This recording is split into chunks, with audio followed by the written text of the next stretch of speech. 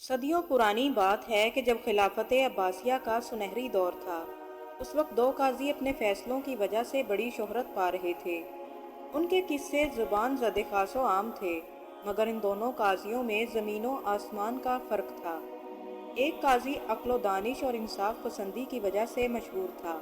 لوگ اس کے بارے میں کہتے تھے کہ وہ حقیقت کو پردوں کے پیچھے سے بھی دیکھ لیتا ہے اور منصفانہ فیصلے کرتا ہے اور کسی کے دباؤ کو خاطر میں نہیں لاتا اور بلا خوف و خطر انصاف کو قائم کرتا ہے، جبکہ دوسرا قاضی ظلم اور ناانصافی کی وجہ سے بدنام تھا۔ وہ طاقتوروں کا ساتھ دیتا اور کمزوروں کو پیس ڈالتا۔ ایک دن خلیفہ دربار لگائے بیٹھا تھا اور چہرے پر فکر مندی کے آثار نمایاں تھے۔ ایک وزیر نے ہمت کر کے پوچھا کہ خلیفۃ المسلمین، کیا بات ہے؟ آج آپ کچھ پریشان دکھائی دیتے ہیں۔ خلیفہ نے جواب دیا کہ بات یہ ہے کہ بغداد میں سزائیں نافذ کرنے کے لیے دو قاضی مقرر ہیں۔ دونوں کا کام عدل و انصاف کو قائم کرنا ہے، مظلوم لوگوں کی مدد کرنا اور ظالموں کا ہاتھ روکنا ہے۔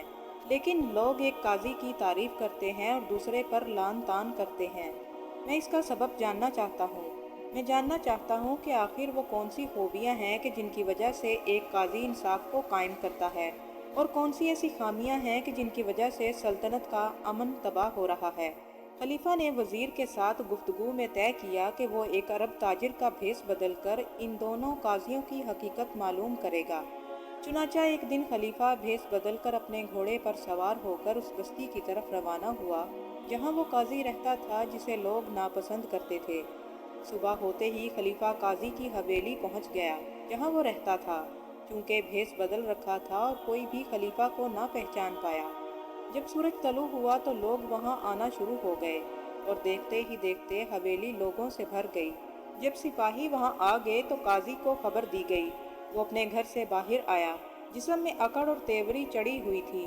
تمام سپاہی دست بدستہ کھڑے رہے تو تھوڑی دیر کے بعد قاضی نے پوچھا کہ کیا کسی مجرم کو لائے ہو؟ جواب ملا کہ 3 نوجوان حاضر ہیں۔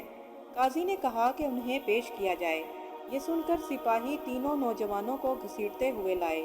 قاضی انہیں دیکھ کر غصے سے چرلا کر بولا کہ میں تمہیں ایک مدت سے ڈھونڈ رہا تھا۔ یہ سب فتنہ پھیلانے والے لوگ ہیں، برے کاموں میں بغداد بھر میں ان کی کوئی نظیر نہیں۔ ان کا تو سر ہی کاٹ ڈالنا چاہیے۔ ان کا کام فقط یہ ہے کہ یہ لوگوں کو گمراہ کرتے ہیں۔ آج یہ میرے ہتھے چڑھ گئے ہیں تو ان کو قرار واقعی سزا دوں گا۔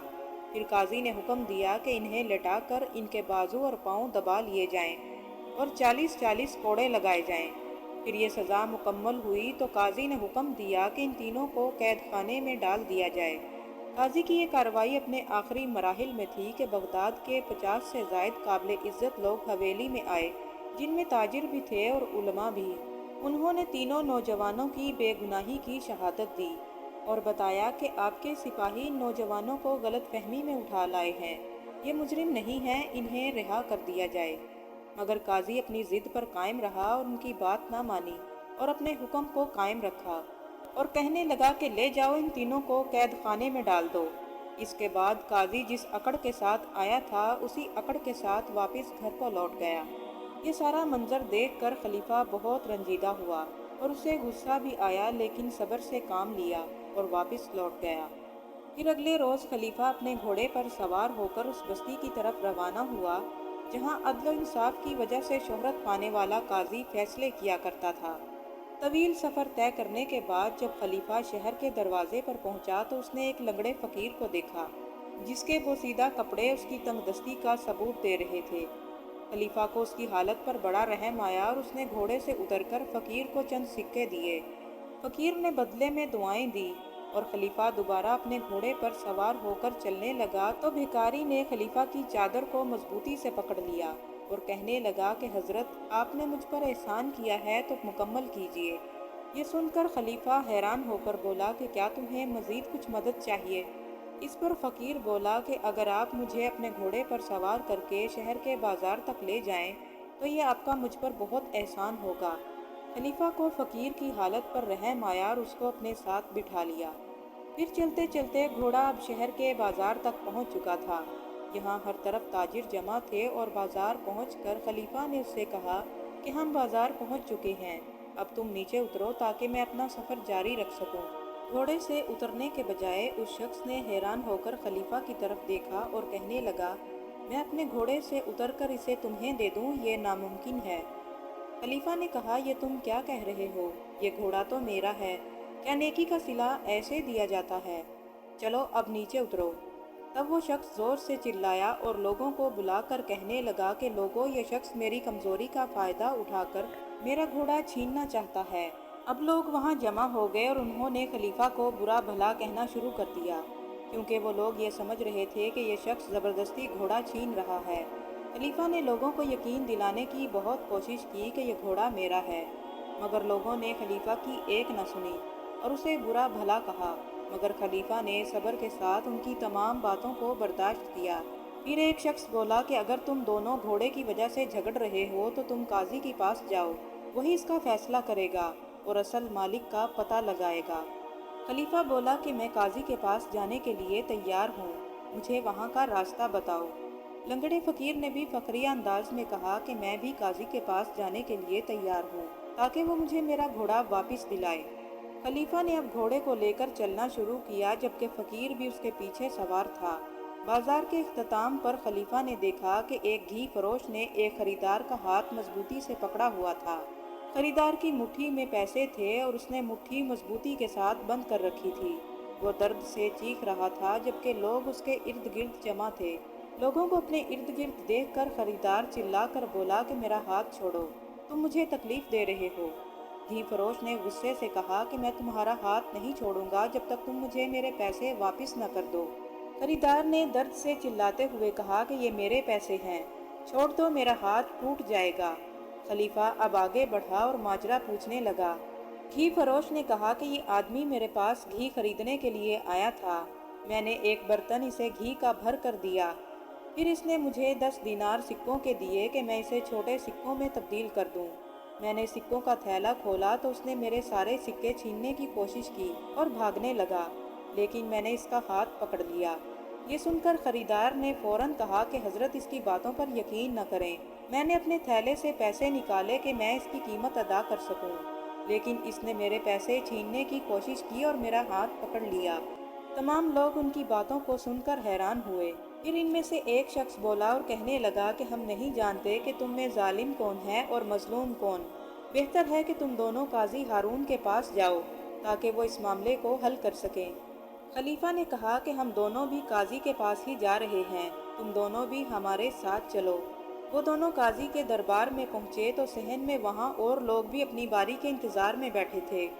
खलीफा ने वहां एक किसान और एक आलिम को देखा जो एक लोंडी के साथ खड़े थे, और दोनों में से हर एक का दावा था कि ये लोंडी उसकी है और उसने अपनी मेहनत की कमाई से उसे खरीदा है। खलीफा ने हैरत से सोचा कि ये तीनों ही अलग अलग और पेचीदा मुकदमात हैं और हर एक दूसरे से मुश्किल लगता है। देखते हैं कि काजी इनको कैसे हल करता है और क्या वाकई काजी इन फैसलों में इंसाफ फराहम कर पाएगा, जैसा कि उसके बारे में मशहूर है कि वो इंसाफ पसंद है। फिर कुछ देर के बाद एक खादिम आया और उसने मुसल्ला बिछाया और रहल रख कर उसने कुरान मजीद रखा। फिर थोड़ी देर के बाद सज़ा नाफिज करने वाला बूढ़ा काजी अपने घर से बाहर आया। उसने मुसल्ले पर खड़े होकर चंद नवाफिल अदा किए और इतने में लोग भी आना शुरू हो गए और मजमा इकट्ठा हो गया। जब काजी अपने नवाफिल से फारिग हुआ तो उसने लोगों की खिदमत में सलाम अर्ज किया। उसी लम्हे काजी का दरबान भी नमूदार हुआ और बोला कि जिसके पास कोई शिकायत या मसला है वो काजी के दरबार में पेश हो जाए। सबसे पहले आलिम और किसान जल्दी से लोंडी के साथ दरबार में दाखिल हुए। फिर घी फरोश खरीदार का हाथ पकड़े हुए दाखिल हुआ। आखिर में खलीफा और फकीर भी दरबार में दाखिल हुए। काजी ने फौरन घी फरोश की तरफ देखा और पूछा कि जनाब, तुमने इस शख्स का हाथ क्यों पकड़ रखा है? घी फरोश ने अपनी कहानी सुनाई, जबकि खरीदार ने एतराज करने की कोशिश की। काजी ने खरीदार को खामोश रहने को कहा। जब घी फरोश ने अपनी बात मुकम्मल की तो काजी ने पूछा कि क्या तुम्हारे पास अपने दावे के हक में कोई गवाह मौजूद है? घी फरोश ने कहा कि ये काफ़ी नहीं कि मैंने अपने चोर को अपने हाथों से पकड़ा है, इसके बाद मुझे गवाह की क्या ज़रूरत।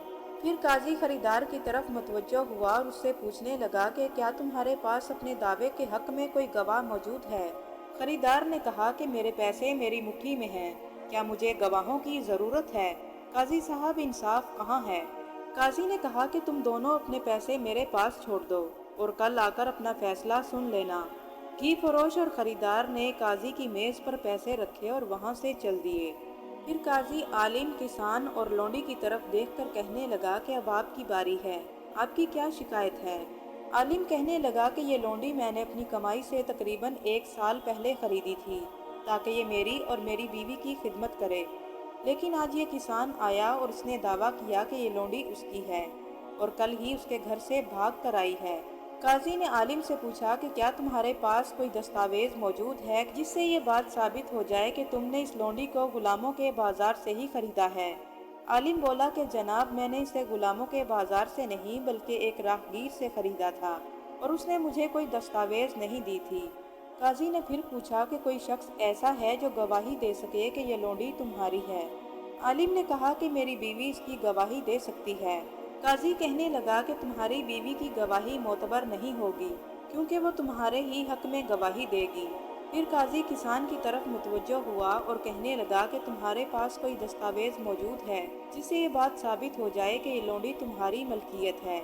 کسان کہنے لگا کہ میں نے بھی اسے ایک راہگیر سے ہی خریدا تھا اور اس نے مجھے کوئی دستاویز نہیں دی تھی۔ قاضی نے اس سے بھی گواہوں سے متعلق پوچھا۔ کسان کہنے لگا کہ آپ اس لونڈی سے ہی پوچھ لیں۔ قاضی نے کہا کہ لونڈی کی گواہی معتبر نہیں ہوگی کیونکہ وہ آزاد نہیں ہے۔ اگر معتبر ہوتی بھی تب بھی ایک نہیں بلکہ 2 گواہوں کی ضرورت ہے۔ جب عالم اور کسان دونوں ہی گواہ پیش نہ کر سکے تو قاضی نے کہا کہ تم دونوں ہی لونڈی کو یہاں چھوڑ جاؤ اور کل آنا تاکہ میں فیصلہ کر سکوں کہ اس کا اصل مالک کون ہے اور کون جھوٹا دعویٰ کر رہا ہے۔ عالم اور کسان دونوں لونڈی کو چھوڑ کر وہاں سے روانہ ہو گئے۔ اس کے بعد قاضی نے خلیفہ اور لنگڑے بھکاری کی طرف دیکھا اور کہنے لگا کہ تم دونوں کا کیا مسئلہ ہے؟ خلیفہ نے اپنی کہانی سنائی کہ کیسے اس کی ملاقات بھکاری سے ہوئی اور اس نے اس پر مہربانی کی اور ترس کھا کر اسے اپنے گھوڑے پر سوار کیا، مگر بھکاری نے گھوڑے پر قبضہ ہی جما لیا اور دعویٰ کیا کہ یہ گھوڑا اس کا ہے۔ جب خلیفہ نے اپنی بات مکمل کی تو قاضی نے بھکاری سے کہا کہ تم کیا کہتے ہو؟ تمہارے پاس اس بات کا کیا جواب ہے؟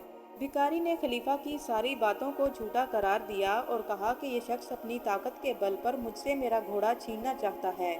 دونوں کی باتیں سن کر قاضی نے کہا کہ ٹھیک ہے، گھوڑا مجھے دے دو اور کل آنا اور اپنا فیصلہ سن لینا تاکہ میں معلوم کر سکوں کہ گھوڑے کا اصل مالک کون ہے۔ پھر اگلے روز یہ سب قاضی کے دربار میں حاضر ہوئے۔ قاضی نے گھی فروش سے کہا کہ اپنے سکے لے کر واپس چلے جاؤ اور خریدار کی طرف اشارہ کر کے سپاہیوں سے کہا کہ اس کو پکڑ کر 30 کوڑے مارو اور اگر دوبارہ ایسی حرکت کرے تو اسے قید میں ڈال دینا۔ پھر خلیفہ نے عالم سے کہا کہ تم اپنی لونڈی لے کر گھر کی طرف لوٹ جاؤ اور کسان کی طرف اشارہ کر کے کہا کہ اس دھوکے باز کو 50 کوڑے مارے جائیں اور اگر دوبارہ بھی یہ ایسی حرکت کرے تو اس کو بھی قید میں ڈال دینا۔ سپاہیوں نے کسان اور خریدار کو باہر لے جا کر کوڑے مارے۔ پھر قاضی نے خلیفہ اور بھکاری کی طرف دیکھ کر کہا کہ کیا تم اپنے گھوڑے کو 20 گھوڑوں میں پہچان سکتے ہو؟ خلیفہ نے کہا کہ جی ہاں، میں اپنے گھوڑے کو پہچان لوں گا۔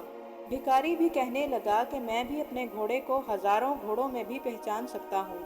قاضی اب اپنی جگہ سے اٹھا اور کہنے لگا کہ میرے ساتھ آؤ، اور دونوں کو لے کر استبل کے دروازے پر پہنچا جہاں 20 سے زائد گھوڑے موجود تھے۔ قاضی نے بھکاری سے کہا کہ تم یہیں رکو اور جب میں بلاؤں تب اندر آنا۔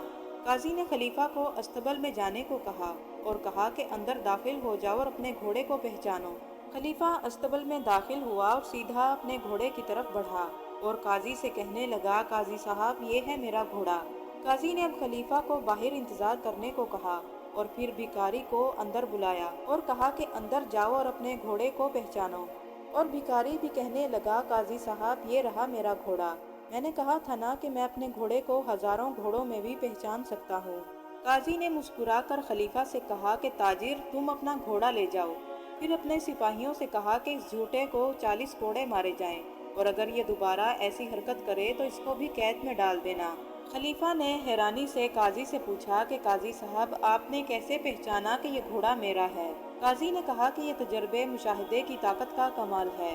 خلیفہ نے پوچھا کہ وہ کیسے قاضی صاحب؟ قاضی نے جواب دیا کہ جب تم استبل میں داخل ہوئے تو گھوڑا تمہاری طرف دیکھ کر ہنہنایا اور اپنی گردن کو تمہاری طرف جھکایا، یعنی اس نے خوشی کا اظہار کیا، और जब भिखारी घोड़े के पास गया तो घोड़ा उसे देखकर फनकारने लगा, यानी घोड़े ने उससे नफरत का इजहार किया और इससे पता चला कि तुम ही असल मालिक हो। फिर खलीफा ने पूछा कि आपको कैसे मालूम हुआ कि घी फरोश ही सिक्कों का असल मालिक है। काजी ने जवाब दिया कि मैंने सिक्कों को रात भर पानी में डाल दिया था। सुबह देखा तो पानी की सतह पर चिकनाई की तह जम चुकी थी। क्योंकि घी फरोश का काम चिकनाई का था, इसलिए इसके हाथों से सिक्कों पर घी जमा हुआ था और इसी से पता चला कि वही सिक्कों का असल मालिक है। फिर पूछा कि आपने कैसे पहचाना कि आलिम ही लोंडी का असल मालिक है, किसान नहीं। काजी ने जवाब दिया कि इस मामले में भी तजर्बे और मुशाहिदे का कमाल है। मैंने सुबह लोंडी को बुलाया और कहा कि मेरे लिए दवात भरो, और मैंने अपनी बीवी से कहा कि दूर रहकर इसका मुशाहिदा करना। लोंडी ने सबसे पहले दवात को धोया और उसको खुश्क किया। फिर उसने रोशनाई उसमें एहतियात के साथ भर दी और उसे गिरने नहीं दिया। इससे मुझे अंदाजा हुआ कि वो इस काम में माहिर है, यानी वो आलिम के साथ रहती रही है। खलीफा ने खुशी से मुस्कुराते हुए कहा कि हाँ, आप ही वो काजी हैं जो फहमो फरासत और उम्दा मुशाहिदे को इस्तेमाल करके लोगों के मसाइल हल करते हैं और लोगों के दरमियान अदल इंसाफ को कायम करते हैं। काजी ने आजिज़ी से जवाब दिया कि मेरा इसमें कोई कमाल नहीं, ये सब अल्लाह की तौफीक है। इसके बाद खलीफा ने अपनी असल शनाख्त जाहिर कर दी और बताया कि मैं खलीफा हूँ। मैंने तुम्हारे अदल इंसाफ की बहुत शोहरत सुनी थी, इसलिए मैं खुद मुशाहिदा करना चाहता था। मैंने जैसा सुना था उससे कहीं ज़्यादा बढ़ कर पाया। अब मांगो, मुझसे क्या मांगते हो, मैं तुम्हें अता करूँगा। काजी ने जवाब दिया, ए खलीफातुल मुस्लिमीन, इंसाफ का क़याम ही मेरा असल इनाम है। ये सुनकर खलीफा ने दूसरे काजी पर लानत भेजते हुए कहा कि अफसोस, उस मलून ने 3 बेगुनाह नौजवानों पर जुल्म किया और उन्हें कैद में डाल दिया। इसके बाद खलीफा फौरन वहां से रुखसत हुआ और दरबार पहुंचकर उसने हुक्म दिया कि जालिम काजी को फौरन माजूल कर दिया जाए और तीनों बेगुनाह नौजवानों को रिहा कर दिया जाए। फिर काजी हारून के बारे में कहा कि अल्लाह का शुक्र है कि ऐसा काजी मेरी सल्तनत का हिस्सा है। खलीफा ने काजी हारून के बारे में हुक्म दिया कि माजूल शुदा काजी का मनसब भी इसी के हवाले कर दिया जाए और उसे इनाम और रुतबे से नवाजा जाए।